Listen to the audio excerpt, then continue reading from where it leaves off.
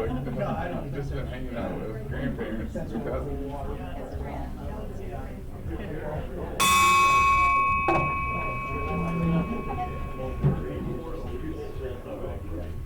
You join me in the Pledge of Allegiance. I pledge allegiance to the flag of the United States of America and to the republic for which it stands, one nation, under God, indivisible, with liberty and justice for all. Jim? Our gracious Heavenly Father, we come to you as we celebrate this time, remembering our past year and the favor that you've shown us throughout the whole year as the Rotary Club and the things you've helped us to accomplish. And Lord, we ask that you continue to bless us and have your hand upon us as we enter into the new year, guiding us in your ways, letting us know what's the best way that we can serve so that our community will prosper and grow and be blessed through us by you. And we pray your blessing on our foods and on each person here. Give us your kind guidance and smile upon us. In Jesus' name we pray. Amen. All right, Fred's got a song in his heart, so. Yeah. We've had a rough year, but America is still beautiful. Oh, beautiful for spacious skies, round waves of grain.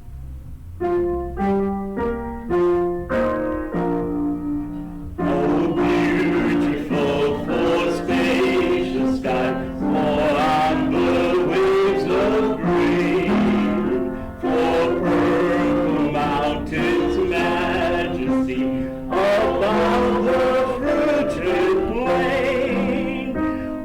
America, America, God shed his grace on thee, and crowned thy good with brotherhood, from sea to shining sea. Happy New Year.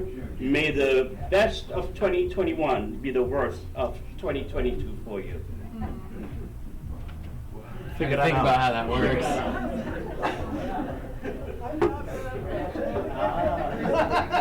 I usually screw those sayings up, so I'm glad you did that, not me. Well, welcome everybody to our last meeting of 2021. It's crazy that the year has gone that quick and we get to start over next week. So who's happy about something? Oh, no, wait, guests first. You still count as a guest. Rick here. I'm looking right at you. Any other guests that we got this week? I guess since Madison pays her due, she's not a guest, but she is back on Christmas break. I know what day of the week it is. I thought last Wednesday was Saturday, so I completely forgot about Rotary. So. Well, we're glad you're here. All right, happy bucks now. Who's happy about something? Gotta be somebody. Jeez. Terrible year, I guess. I don't know. Well, Hudson. Okay, go ahead. You got it. I have one and just get changed first. You can talk. We had a really, really great Christmas. We got to New York for my husband's Christmas party, and I always wanted to go to New York City and think I should have lived there at some point in my life. So I really enjoyed that, and then I got to keep my granddaughter. And she's been having a hard time getting her to take a bottle because she's going back to work and needed that to happen. And after 3.5 hours of nonstop screaming and me not being able to resolve her issue, she took a bottle, and now they're saying she's taking the bottle full time. So she crossed the milestone. So just a really great Christmas. Good. Wonderful. All right, way to kick it off. Now who else is happy about something? Yes, John. My turn already? Wow. My first one isn't really a happy buck. It's kind of a sad buck because Dwayne isn't here, so I'll give it a buck because he isn't here. But he isn't here because his first wife's mother passed away, and they didn't check with him, but he's at a funeral right now.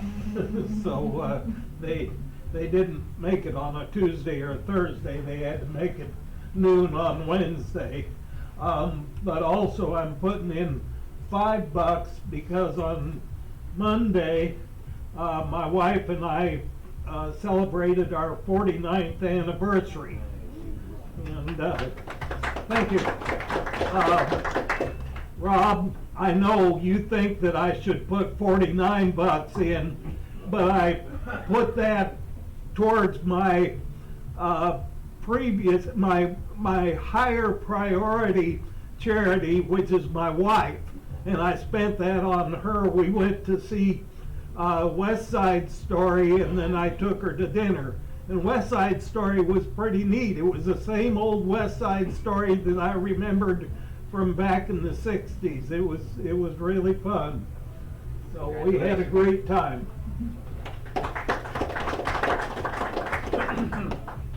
Who else is happy about something? Nobody. Wow. I'll go.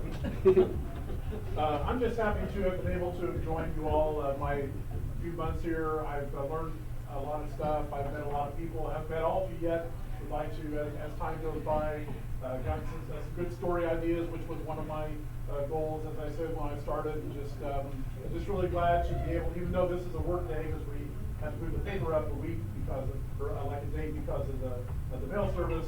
It was still worth coming here for an hour every Wednesday. So that's Glad to have you, Joey. You can give it to Peggy. Anybody else have something? Ryan. Yeah, so last Thursday afternoon, Friday, on Christmas Eve, I was notified that the YMCA has been working with the Greencastle Community School Corporation with providing child care programming and funding there. And we just received a grant for almost $63,000 to be able to provide Awesome. after school and summer programming in the Greencastle community. So Cool. we're excited. Awesome. Congrats. Anybody else happy about something? Yes. After 20 years of asking for a puppy for Christmas, I finally got one. Poor dad doesn't babysit. what kind? I got a cockapoo, Luna. What I didn't know was what the Stephanie named their puppy too, so. And Dave. Dave's dog is in I mean, there's lots of little ones. I mean, mine's a turd, so poor dad's mom at home are chasing her around. Anybody else happy about something? Hudson had his 4-month checkup today, and he's fat and happy, so doing well. That's why they're at home though, because he had a couple pokes with his shots this morning, so he's pretty grumpy. So, anything else? Got a couple announcements for the club. The first one, blood drive, January 3rd, from 1 to 6, over at the YMCA.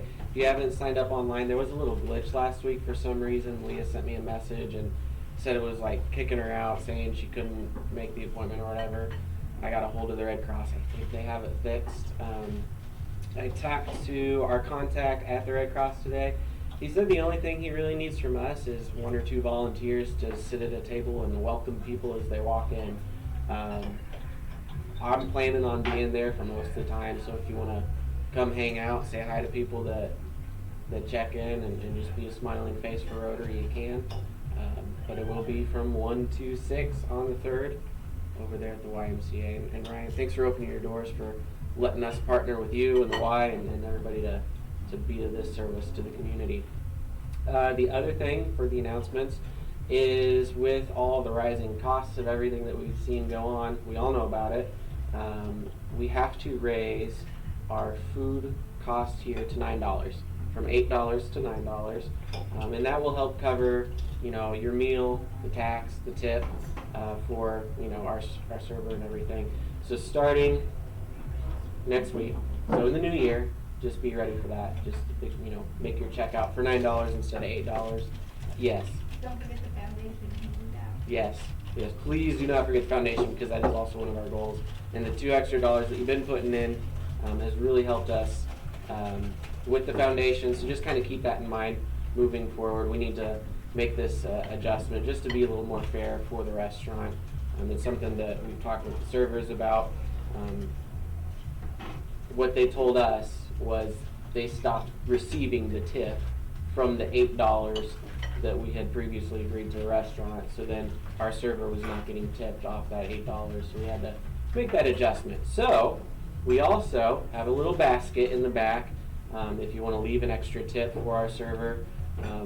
What we understand the situation to be is we usually have 1 or 2 servers and for this meal time, just for back here, and so they're losing out on a couple tables out in the main dining area, and so for them to then not get the tip that the restaurant had promised them was not fair. So we just want to make sure we're fair to our servers and keep our servers and the wait staff here happy to keep serving us. So starting next week, just be on the lookout for that $9 increase, and then if you want to leave a tip in the little basket back there, Charlie's got that back there. Any other announcements for the club before we get to our program? So a couple months ago, we had to cancel, thank you, a meeting because there was a flooding issue. And unfortunately, the meeting presentation was going to be by Mike that day, and so he had to put his program on hold. So we're squeezing Mike in today before he leaves for beautiful Florida for a few weeks. So Mike Peterson is going to give our presentation today. Come on up, Mike.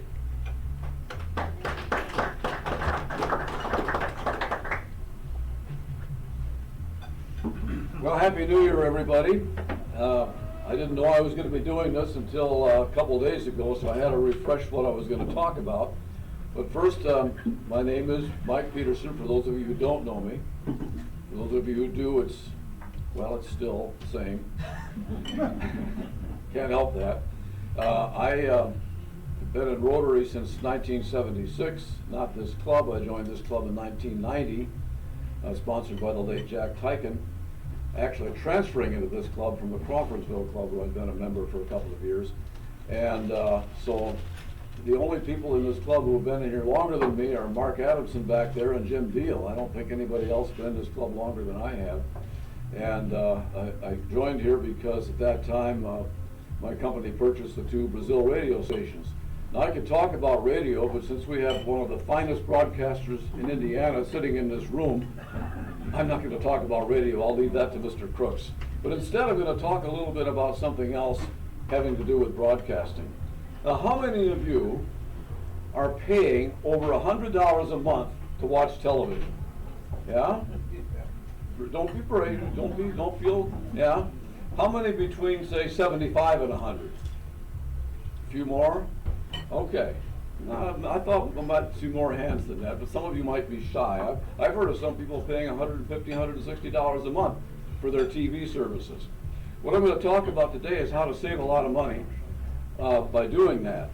So for those of you paying, how many have cable? For example, Sparklight or Spectrum? Nobody? 1? Wow. How many have a satellite service, Dish or DirecTV? Several more. I had that until April of this year. I canceled it. How many are using an antenna to watch over-the-air TV? Okay, a few of you. And how many are using a streaming service? All of you. Oh my goodness, what a surprise. Okay, well I do a lot of streaming too, and that's where most of our TV watching occurs, but my topic today is what can be received free over the air with an antenna in this area, and how you can save money by using an antenna for all your local channels and a streaming service. So I'll talk a little bit first about the evolution of television. Now, of course, when I was a little boy, we didn't even have a TV until I was, I think, 6 years old, and it was a big black and white set, and my dad had to put a big antenna up on the roof. And you still see some of those antennas here in Brazil if you look around. There's one just down the road up on a mast. By the way, those antennas are not necessarily obsolete. They'll still bring in TV stations. But I had one channel. Here in this area, I think some of you back in the 60s maybe had 2 or 3. That has changed significantly. In the beginning, most stations transmitted on what was called VHF, very high frequency. That was channels 2 through 13. But in the 60s, some stations went on the UHF band, ultra high frequency, for example, 38 in Terre Haute. And at first there wasn't much viewership in the UHF band because you had to buy a separate little set box to pick it up in some cases. Well, that's all changed.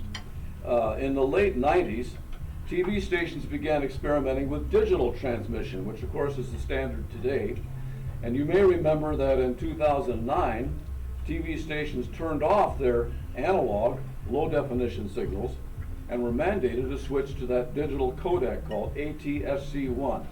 Oh, what does that stand for? Let's see, Advanced Television Systems Committee. I'm sure you'll remember that. All right. And that's what we have today. That broadcasts the high definition signals out to 1080p via TV set today, and it's going to be a 1080p TV set. Might even be a 4K, I'll get to that in a minute. And, but did you know that with a decent antenna, you not only get the 3 channels out of Terre Haute, but those Terre Haute channels actually have 4 different programs broadcast within their channels. So you have on 2-1, which is CBS, 2-2, which is Laugh TV for old comedies, 2-3 is Mystery, and 2-4 is Antenna TV. So at 10 o'clock you can watch old Johnny Carson reruns, all free over the air with commercials. 10-1 is CBS, 10-2 is Fox, not Fox News, but the Fox TV network. 10-3 is the CW network, and 10-4 is Ion TV. They've got a pretty good lineup. 38-1 is ABC, so you got your network there. 38-2 is my favorite, Grit TV, with all the westerns. 10-3 is something else, and 10-4 is a rather new one called Rewind. So there's actually 12 channels from Terre Haute that you can receive with an antenna. And if your antenna is as good as mine is, and I'll show you that in a minute, you can also get channel 15 and their 4 channels. That comes out of an antenna near Danville, Illinois, but it's actually rebroadcasting the Springfield, Illinois stations. I don't really watch them, but I can receive them. So that's a little bit that you may not have known if you don't have an antenna. Now, here's the thing. You can buy an antenna anywhere. You go to Walmart, you can buy them on Amazon, and they're advertised as HD antennas or digital antennas. Folks, there ain't no such thing. An antenna brings in a frequency. It's designed to bring in a specific frequency or band of frequencies. Most of them are designed for the UHF frequency, since most TV stations today, thanks to the FCC's what's called digital repack, broadcast on UHF, not VHF. And to get a UHF, it doesn't require a real large antenna. Channel 2, for example, well, that's VHF, isn't it? No, they actually broadcast on a UHF frequency. But it says channel 2 on your TV due to electronic magic. Channel 38 isn't on 38 anymore, it's actually on UHF channel 36. That's the highest one of the band, but it says 38 on your TV. What's happened to all those other UHF channels? Well, those frequencies were sold off by the FCC to cell phone companies, microphone companies, toy companies, you name it, for other communications. Now, when you buy an antenna, as I say, it's not an HD antenna, it's not a digital antenna, it's an antenna. Now, some of these companies, they say, oh, ours is good for 150 miles. Again, that's just plain false advertising. TV stations go at most about 80 miles. So what you need in an antenna is something like this. Not the box, but what's inside it. There's nothing inside of here because it's up in my garage, but this happens to be an antenna which the figure 8 brings in the UHF, and the longer element is for the VHF. Now these are available at Walmart for about 80 bucks. And once you put it up, you're going to get all those channels crystal clear. Now what about these little mud flap antennas that you buy for $20? That's what they are, mud flaps. They're good for nothing. If you're living down in Farmersburg, you might get the UHF channels on them, but I've tried them here. I actually tried some before buying this one, and I couldn't bring in a thing. So if you're going to invest in an antenna, and I'll tell you why you might want to in a few minutes, buy one that's worth investing in. Clearstream makes several good ones, and as I say, they're available locally or on Amazon. You'll be glad you did. This one can actually be mounted up on your roof if you so choose to do. Comes with the mounting hardware. It's rugged enough to handle high winds, not tornadoes, I just put mine up high in the garage and connected it where my dish network cable had been connected before, so it goes to all 3 outlets in the house. Now, why might you want to buy an antenna? Well, remember I said today's TV service is called ATSC 1.0. Well, guess what? That's going to change. ATS 3.0 is now becoming the standard. It's called Next Gen TV. How many of you have heard of Next Gen TV? Hey, my man. Nobody else heard of Next Gen TV. Well, I hadn't either until I found out about it. And what it is, it's a new codec which will allow TV stations to broadcast not only the high-def signals they have now, but up to the 4K high definition, which is a much higher definition picture. It'll be great if you have a 100-inch TV, you know. And even up to the 8K resolution, very high resolution TV. It'll also allow TV stations to broadcast over the air very enhanced sound codecs, so that you can put an 8-channel surround sound system in your house and it'll actually work with over-the-air television. And another thing that it'll do is it will have, instead of just the 4 channels that you can get, it'll have up to 10 additional channels in within their frequency bandwidth. And it'll also, in some cases, allow TV stations to broadcast in a wider range than what they broadcast now, which could be good. So those are some of the benefits, but there is a couple more. Some stations, instead of utilizing all of those 10 channels, will use some of them to broadcast high-speed internet, which they'll be able to sell to people who can receive it over the air. And here's the big one. It'll also allow them to have what's called interactive television, so that if you're using the internet with the over-the-air TV, you can interact with the program. So example, when they run an ad for a gambling service, you can actually, on your remote, place a bet. Or it's a quiz show, you can take a quiz or a survey or any number of things that they might want to do. It'll also allow them to what's called geocast advertising, meaning that if you live in a specific zip code or an area, they can target an ad specifically to your area, which won't go somewhere else. Or, as it gets more and more sophisticated, it will track your usage of things and target ads specifically to you based on your usage of certain products, kind of like what Facebook does now. So TV stations are anxious to get into this because it will make them more competitive, so they think, with some of these social media services. I don't know if it'll take off or not, but the thing is, some stations are already broadcasting ATS 3.0. In Indianapolis, I believe channels 4, 6, 13, and 59 are broadcasting an ATS 3.0 signal. However, by FCC regulations, they still have to broadcast the ATS 1.0 signal for probably another 10 years. Why? Well, because if you want to get ATS 3.0 out of these channels, you need a new TV. The existing TVs will not bring it in, or you can get a tuner, like another set box, to bring this in. So how many people are going to go out and do that today? Probably not many. Will the FCC eventually mandate that stations convert to 3.0 and abandon the 1.0? I don't know.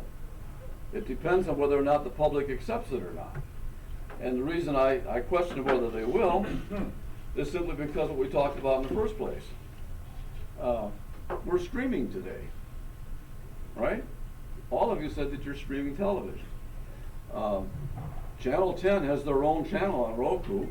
So if I'm out of town down in Florida and I want to watch the local news on 10, I can do that live as it's given. There's literally hundreds of live channels that you can stream right now. So I don't know whether or not this will really take off or not. I predicted years ago that someday radio and television stations could take down their towers. They won't be needed anymore with internet. I hope that's not true, because if the internet ever goes down, especially in an emergency situation, we're going to want over-the-air services. But we'll just have to see. Now, if you want to try, if you're really ambitious and you want to go out and buy an ATSC 3.0 set box to get your 4K TV to receive a 4K broadcast from, say, channel 59 in Indianapolis, a really large antenna on your roof will do that from here. The one like I have will not. But as far as streaming goes, and here's what I wanted to get at. If you buy an antenna like this, you can get 12 channels clear as a bell. You can get your local news, you can get Colts games, even this year Packer games, which is nice for me, and a lot of other sporting events and local news and other programs. On-demand streaming services that you pay a little bit for include Amazon Prime. How many? I have Amazon Prime. How many have that? A lot. Netflix. A lot of you have that. I do not. Hulu, Disney Plus, HBO Max, Peacock, Apple TV Plus, Paramount Plus, and lots of others. These are paid services, and I'll mention a few others too.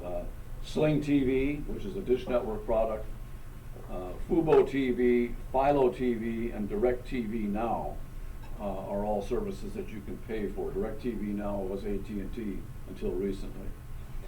You can also subscribe to channel-specific streaming services like Showtime, Stars, ESPN Plus, and so on. But these aren't cheap. They're usually $70, $75, almost as bad as cable to subscribe to these services. But Philo, P-H-I-L-O, offers about 65 channels for $25 a month. I think that's one of the best deals out there. I don't have it, but if I were going to subscribe to one, I would. Because if you have a Roku TV or an Apple TV or a streaming stick or a Google streaming stick, there's all kinds of channels on there that offer thousands and thousands of shows. The Roku channel, for example, on Roku TV, they have live channels and they have hundreds and thousands of movies and TV shows that you can access for free. Are there commercials with them? Yeah, some, not too many. Pluto TV is another one that has more titles than I can imagine. One of my favorites is Tubi, T-U-B-I. Lots and lots of content there that's free. As I say, there are commercials inserted into that. So my conclusion is that a streaming service like Philo for $25 a month offers 60 plus channels. Add an antenna and you have your locals free. Now, I don't even have the Philo. I have the Prime, and I have another app called Uzu, U-Z-Z-U, which brings in every live game from the NBA, which I don't care about, the NFL, baseball, so I can watch the Cubs, every Cubs game, and that runs $10 a month. And I succumbed, and I'm spending $7 a month for BritBox TV because there's just some really good shows on there that come from England. So I'm paying, you know, what, $20 a month or so to watch TV, and I have more content than I've ever had before, and it works just great, even with Frontier Internet, which is pretty marginal in terms of its speed, but it works okay. So that's my Happy New Year address and how you can save money to watch TV if you choose to do so.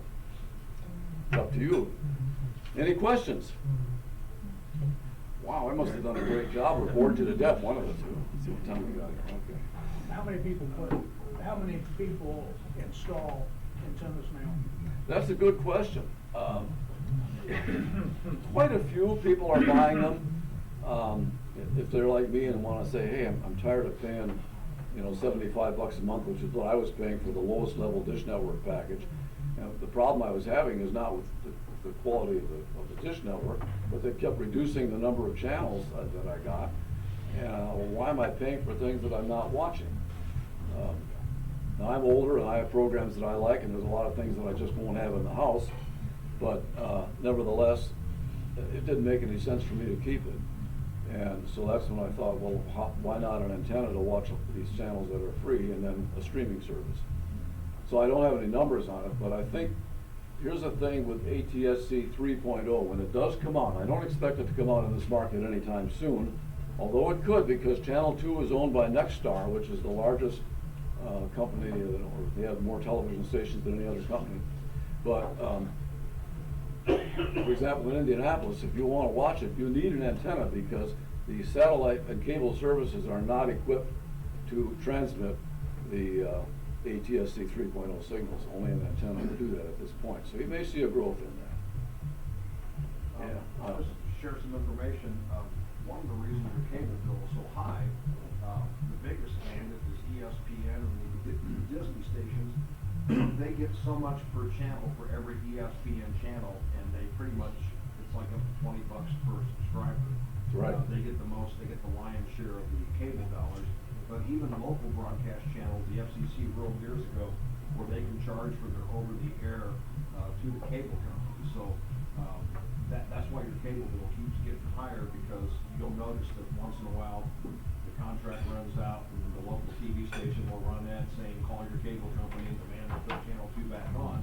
It's because they're fighting over the next amount of money they're gonna get in the next broadcast year. That's why, one of the reasons I canceled Dish, because I put in Dish Network in 1999 when we moved to our house in Brazil from Crawfordsville. And at that time, the Terre Haute channels were not on Dish Network, but the Indianapolis channels were. Well, I was fine with that. But one by one, those channels were disappearing over the issue that Dave just mentioned. And so I was down to only being able to get, I think it was channel 6 and 13. And I thought, well, this is crazy. And channel 8 disappeared, and I don't think they ever have resolved that with them. They just decided they didn't want to bother with it anymore. But yeah, Dave is exactly right. Back there. Charlie? Do you have internet service at all? Yeah. Yeah, as I say, to get a streaming service, you must have Wi-Fi in your house. Now, in this area, we're sort of internet challenged.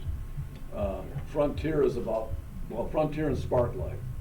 And Sparklight is a little more expensive. It is better because it's faster. If I were to put that in, I'd have to dig a cable in through my backyard, and I'm not going to do that. Frontier is, in my case, I think it's $57 a month. Of course, it's gone up. It used to be $49, but it's not real fast, but it seems to work. And so that's really all I care about. Now, when we go to Florida, down there, we have Spectrum, and the internet service there is ultra high speed. It's unbelievable. And on my computer, it's just bang, bang, bang, and watching streaming on TV. It's just like watching it live and local. It's really pretty amazing, but we don't have that here. Terre Haute does, but not here. Now, you can get satellite internet on the HughesNet, and I think one of these days you're going to start seeing ads for SpaceNet. That's Elon Musk's around the world internet, and it's up and running in many areas. So I wouldn't be surprised if sometime in 2022, which is next week, you may start seeing some ads for that, and that may change everything, because that opens up the entire world to high-speed internet. Anybody else? Yeah. Is your antenna affected by weather? Is what? Is your antenna affected by weather, your reception? A little, yes. I'll tell you something else that affects it, but only on VHF. Remember I said channel 10 is still on VHF. Another thing about those few stations that are still on the VHF band, the FCC mandated them to reduce their power, so channel 10 is still kind of iffy even with this antenna. There are some nights, like last night for example, it just wouldn't come in. But what really causes interference, and you're going to laugh at this one, are LED lights. Not on the UHF band, but on the VHF band. I have two real nice LED security lights on either side of my garage door. My antenna's up in the high in my garage. Sometimes at night, I have to turn those lights off if I want to watch channel 10. And when I turn the lights off, bang, there it is. It's weird, huh? Somebody else? Yeah, John? I assume that antenna that you have is omnidirectional, so you don't have to turn it or anything. No, it's directional, but it's not extremely directional. So what I do is I point it just slightly to the southwest, because the towers for the Terre Haute channels are down south of town there on US 41 at Farmersburg. Are they all down at Farmersburg? For Terre Haute, yes. Really? Well, there's only the two towers, one for channel 10 and one for channels 2 and 38. Because 10 used to be up on Ohio. Of course, they took that down. Well, that's their relay tower now to get the signal from. Oh, is it? Yeah, and High 99 is on that tower. And there's probably some other things up there. Dave, you've got some things up on there, don't you? The Ohio Street Tower? We used to, but I moved it to West Terre Haute. They're getting ready to take that tower down, downtown Ohio Street. They are? Yeah, they're going to take the top section of it. Oh, okay. That's a monster. The West Terre Haute tower fell about 2 weeks ago. Yeah, the Mix FM tower, I heard about that. They Not mine. cut a tree down and hit a guy wire and took that 500-foot tower down. We know about disasters, don't we, Dave? Yeah. Yes? Do they make an antenna that helps you get better cell phone reception? Yes, they do. Yeah. You'd have to go on Amazon and just Google it. Well, search for it on Amazon. But yeah, years ago, you remember the bag phones? Yeah. Well, that was our first cell phone. Came in a bag. And Dave, you'll appreciate this. We tried to broadcast games with it because it had a thing you could actually plug a line amp into the cell phone so that you could use your microphones and headsets to broadcast with. Well, we wanted to do a game down at White River Valley High School. It's way down there somewhere. There was no cell signal there, but I had an antenna, directional, for the cell phone. So I stuck it up there and pointed it at what I discovered was the nearest cell tower. I had 5 bars, and it was perfect. I don't know if they're even legal anymore. Anything else?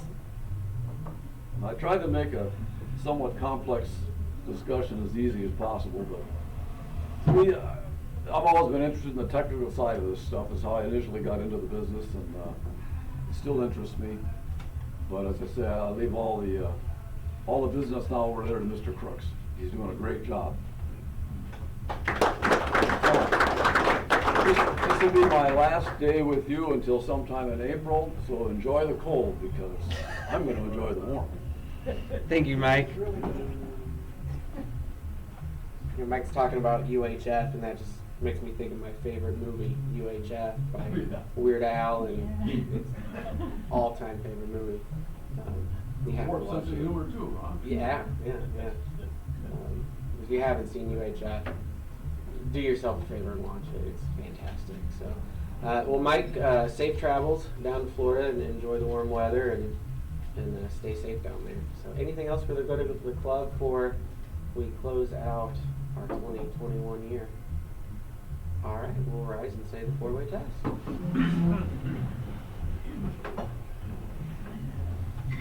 Of the things we think, say, or do, is it the truth?